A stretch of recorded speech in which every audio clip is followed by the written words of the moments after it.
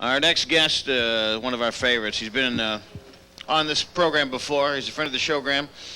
He joined us again to put to rest the continuing rumors that he is no longer with us.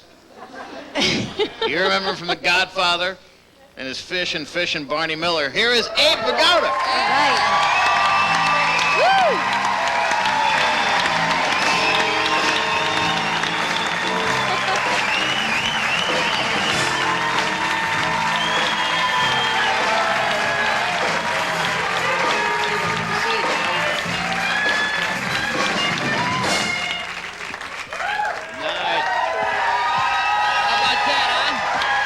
See him with your own eyes. He's still here. How'd that rumor get started? There was I read an article about it not too long in the paper, or People magazine or something. So how did that get started? Who get started? The fact that you were no longer around. Wasn't it some kind of joke? Oh, yeah. Well, there was a rap party in 1982 of Barney Miller. Mm-hmm. I was not there. I was in Canada, and this was in Los Angeles. So a reporter came down, wrote a feature story on the rap party of Barney Miller, but since I wasn't there, she assumed I was dead. And I was doing a play in Canada, Calgary, Canada, and I was about to go on stage, and the producer came over and said, "You know, Abe, you're dead." I just got word here in Canada that you died. I says, "That's funny. I'm going on in a moment and doing my act." Mm-hmm. But that's how it started. Oh. And it just kept going. It kept going and going, and they felt very bad about it. People magazine later, and I said, "Gee, I feel terrible." They said, "Well, we'll make you feel better. We'll send you a basket of fruit." They should have given me a lot more than that. Absolutely. So now you're busier now than you've been. I mean, you're doing all kinds of stuff. You keep getting these movies. Yes, I'm now doing feature films, movies. I just finished one, which will be coming out on July 25th. It's called Good Burger. It's about like McDonald's, you know. It's a teenage film.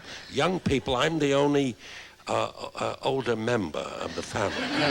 Are you working behind the counter? I work behind the counter. I do the French fries. Oh, it's great. Oh, yes, and one more thing. I sing in it. Oh, really? Yeah. What do you sing? I sing, well, I got me the blues. That's about it. I got a lot more. I got me the blues. That's right. So you're behind the counter. I'm behind the counter singing, I got me the blues. Mm-hmm. I got dog dew on my shoes. Something like that. Uh-huh. That's what it is. Man, so the IRA thing, the investments didn't go well for this poor guy. He's working the counter. I'm behind the counter, yeah. So what was it like to be, because one of our favorite shows, we love Barney Miller. Terrific show. I mean, it was and except for, what was it, Blaine, like one or two episodes, they were all... Except for the hotel room, I think. Wasn't it? Yeah, they were almost all... I mean, the early one was shot at Barney's house when the wife was still in the show. But later on, it was just almost all of them. In the station all in the house. Precinct. Yeah. That worked better, they felt, the network. And then after about 3 years, they decided to give me my own series, Fish. Mm-hmm. Right. You know, with a wife with delinquent children. Right. That was a great show. And I was a retired cop then. So that was a lot of fun. That ran for a couple of years. Mm-hmm. Should have run longer. Mm-hmm. Yeah. But anyway, a lot of fun with the character of Fish. So, during Barney Miller, there was obviously, like some, shows that run a long time, you had cast changes, you had new guys coming in and leaving and things like that. What was it like backstage? Because, I mean, wasn't he famous for just making up stuff on his own? I mean, some of the lines that were... No, well, not really. I think the script was written, and we had good writers. And we sort of meshed with the dialogue, with the script. Mm-hmm. It was properly cast.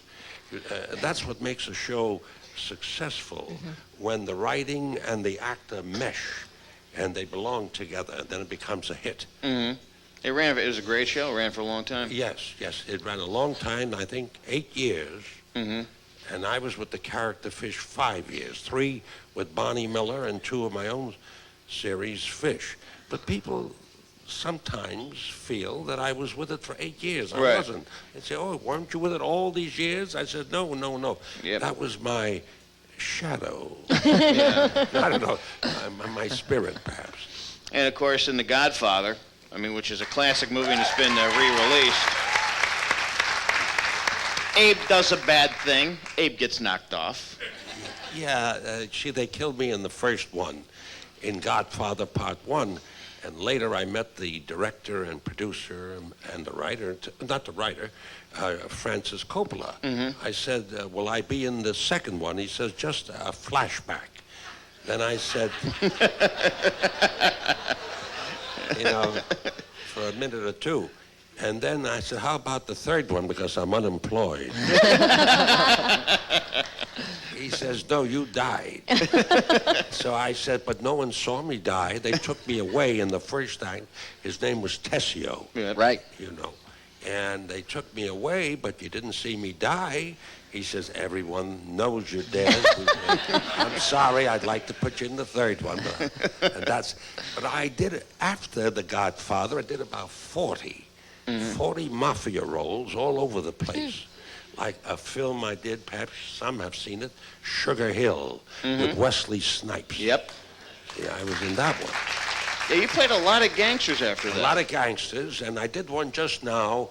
It opened and closed in 3 days. It was called Underworld with Joe Mantegna and Dennis Leary, and it was on 57th Street. And I said, I think I'll see it, but by the time I got there, they closed. So that's what happened. Yeah. That's no good. Yeah. That's Yeah, no not good too at all. good. That's it.